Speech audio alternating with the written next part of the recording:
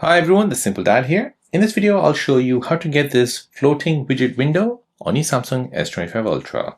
So this feature allows you to get floating window for your widgets. So with just one swipe, you can open up a widget which basically holds all your widgets for, like, say for example, a battery, weather, photos, or Samsung Health, and even games. So this is great for multitasking, as you can be in an app and you can go ahead and open up a widget window and you can go ahead and look at your widgets. So let me show you how to get this on your Samsung Galaxy device. So for this, you need to go ahead and open up the Good Lock app.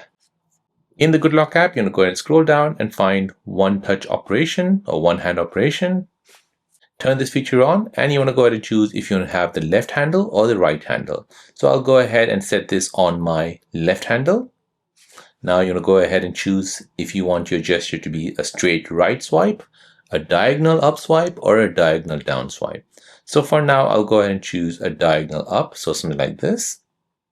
Now next, you're going to go ahead and scroll down and find the widgets pop-up window. So this is the widget pop-up window which you require. Go ahead and select that. Now go ahead and press home, and then you want to go ahead and test it out. So swipe from the bottom right upwards. Your widget window has opened up. Now you can go ahead and add widgets to it. So long press on it, tap add widget, and then you can go ahead and add all this.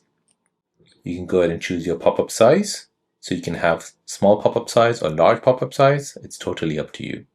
So this basically boosts productivity and saves time. So whether you're watching a video, chatting, or working on an app, you can perform actions without leaving that app. So there you go guys, that is how to turn on the floating widget window on your Samsung Galaxy device. If you're new on the channel and you want to find out more about your iPhone, your Android phone, or any other social media apps, then don't forget to subscribe to this channel to become a part of the Simple Dad community. Hit the like button if you find this video useful.